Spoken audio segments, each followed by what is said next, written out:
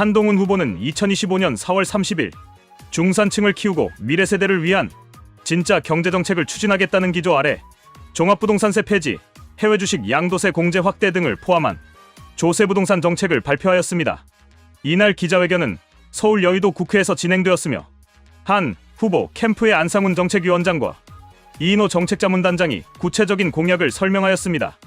먼저 조세제도 개편의 방향에 대해 한 후보는 가족 친화적인 조세 정책을 통해 국민의 삶을 실질적으로 개선하겠다고 강조하였습니다. 이에 따라 근로소득세의 부양가족 기본공제를 현행 150만원에서 200만원으로 상향 조정하고 자녀 공제 금액도 첫째 250만원, 둘째 300만원, 셋째 이상은 400만원으로 확대하겠다고 밝혔습니다. 이는 저출산 문제 대응과 육아부담 경감에 초점을 맞춘 조치로 해석됩니다.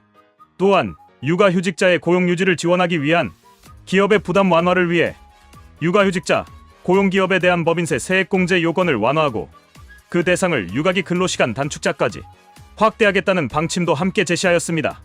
이러한 정책은 특히 여성의 경제활동 지속성과 일가정 양립 환경 조성에 긍정적인 효과를 기대할 수 있겠습니다.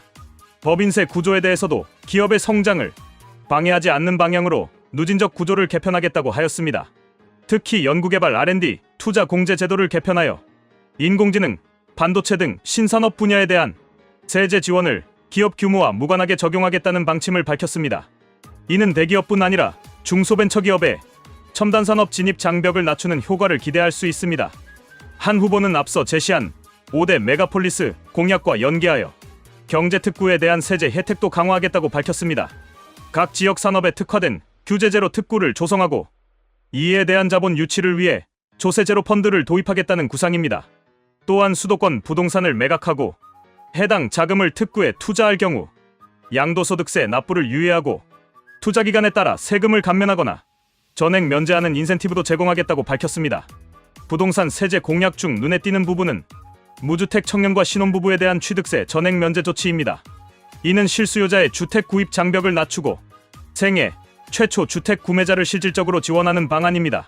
아울러 현행 유산세를 유산취득세로 전환하고 배우자 상속세 전액 면제, 자녀 공제 확대, 과세 표준 구간 세율 인하 등을 통해 자산 이전의 부담을 줄이겠다는 의지를 보였습니다. 특히 결혼과 출산 시 증여, 공제를 확대하는 내용은 가족 친화적 조세 개편과 맞물려 있으며 세대 간 자산 이전을 유도하고 고령층의 자산을 경제활동에 활용할 수 있도록 설계된 정책입니다. 해외 주식 투자자에 대해서도 배려가 이루어졌습니다. 기존 250만원 수준이었던 양도세 공제 한도를 5천만원까지 확대하고 투자 손실 발생 시 이후 3년간 이익에서 이를 차감할 수 있는 양도손실 2월 공제 제도 도입을 약속하였습니다. 이는 해외 투자 활성화와 함께 자산운용의 효율성을 높이는 조치로 평가됩니다. 부동산 정책 면에서는 취득세 면제 외에도 LTV 담보인정 비율 규제 폐지를 공약하였습니다. 이에 따라 청년 및 무주택자 등의 주택 구매력이 개선될 것으로 보이며 재건축 특례법을 통해 서울 강남 3구와 용산구 등의 용적률 건폐율 규제를 완화하겠다고 밝혔습니다. 이는 도심 내 주택 공급 확대를 유도하는 정책으로 풀이됩니다. 종합부동산세에 대해서는 강하게 폐지를 주장하였습니다.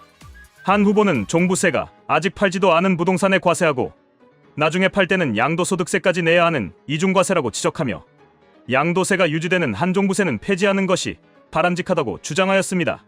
또한 비수도권 다주택자에 대한 양도소득세 중과 폐지, 수도권 비수도권에 각각 한 채를 가진 경우 중과세 제외 등의 조치를 통해 지방 부동산 시장에 활력을 도모하겠다고 밝혔습니다.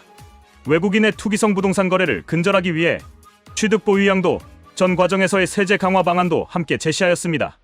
한동훈 국민의힘 대선 경선 후보의 조세 및 부동산 공약은 중산층 강화와 미래세대 배려를 중심으로 한 과감한 세제 개편 및 부동산 시장 구조 재설계가 핵심입니다.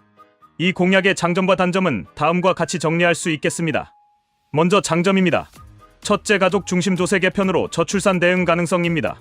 부양가족 기본공제 및 자녀공제 확대, 육아휴직 기업에 대한 세액공제 완화 등은 가족 친화적 조세 체계를 강화함으로써 저출산 문제에 일정 부분 기여할 수 있겠습니다. 이는 출산과 양육을 둘러싼 경제적 부담을 완화함으로써 실질적인 인구 구조 개선의 기반이 될 수 있습니다. 둘째, 신산업 활성화를 위한 기업 환경 조성입니다.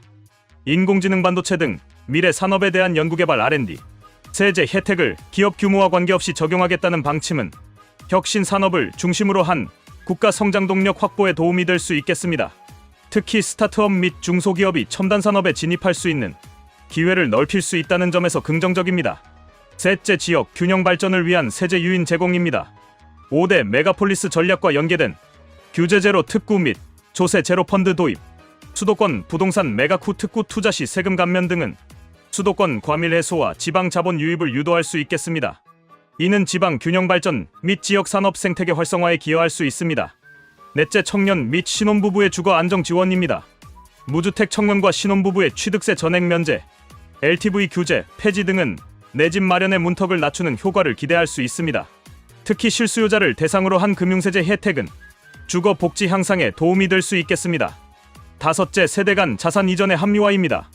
유산세를 유산취득세로 전환하고 상속세 증여세 부담을 완화하는 정책은 자산 이전을 촉진하고 고령층 자산이 소비와 투자로 전환될 가능성을 열어줍니다. 이로 인해 경제 전반의 유동성과 생산성 제고에 도움이 될 수 있습니다. 여섯째, 해외 투자 환경의 현실적 대응입니다. 해외 주식 양도세 공제를 5천만 원으로 대폭 확대하고 양도 손실 2월 공제를 도입하는 방안은 글로벌 투자 흐름에 부합하는 제도 개선으로 보입니다. 이는 투자자, 보호 및 자산 운용의 유연성을 높이는 효과를 기대할 수 있습니다. 이제 단점과 유의할 점을 말씀드리겠습니다. 첫째, 세수 감소로 인한 재정 부담 우려입니다. 종합부동산세 폐지, 각종 공제 확대 및 세율 인하 정책은 단기적으로 상당한 세수 감소를 유발할 수 있으며 이에 따라 복지국방 등 필수 재정 지출을 유지하는데 어려움이 생길 가능성도 존재합니다. 중장기 재정 건전성을 어떻게 확보할 것인지에 대한 설계가 필요하겠습니다. 둘째, 고소득층과 자산가에게 유리한 구조 가능성입니다. 상속증여세 감면, 종부세 폐지 등 일부 공약은 자산 규모가 큰 고소득층에 상대적으로 더 유리하게 작용할 수 있습니다. 이로 인해 조세 형평성 논란이 불거지고 부의 집중을 강화시킬 수 있다는 비판이 제기될 수 있습니다. 셋째, 부동산 시장의 단기적 과열 가능성입니다. 재건축 규제 완화, LTV 규제 철폐 등은 주택 공급 활성화를 목적으로 하지만 동시에 수요도 자극하여 단기적으로는 가격 상승을 유발할 우려가 있습니다. 특히 서울 강남권과 같이 수요가 높은 지역에서는 투기적 수요가 다시 살아날 수 있겠습니다. 넷째, 다주택자 혜택 논란과 투기 조장 우려입니다. 비수도권 다주택자 양도세 중과 폐지 및 수도권 비수도권 주택 보유자의 중과세 면제는 실수요자보다 투자 목적의 다주택자에게 유리하게 작용할 수 있습니다. 이 경우 부동산 시장 안정화보다는 투기성 거래를 다시 부추길 수 있다는 점이 문제로 지적될 수 있습니다. 다섯째, 외국인 부동산 거래 규제의 실효성 한계입니다.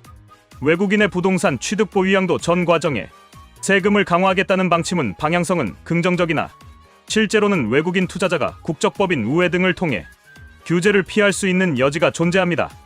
따라서 제도적 미비점을 보완하지 않으면 실효성이 떨어질 수 있겠습니다.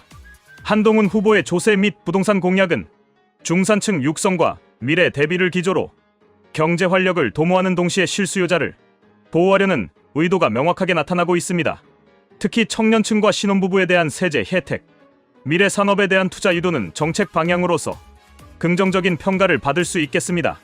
그러나 공약의 실현 과정에서는 재정 안정성, 조세 형평성, 부동산 시장 반응 등을 면밀히 고려하여 정교한 조정과 보완이 필요하겠습니다. 단기적 인센티브보다 중장기적 정책의 지속 가능성을 담보하는 설계가 뒤따를 때 이 공약들은 보다 실효성을 갖춘 국민 중심 정책으로 자리매김할 수 있을 것입니다.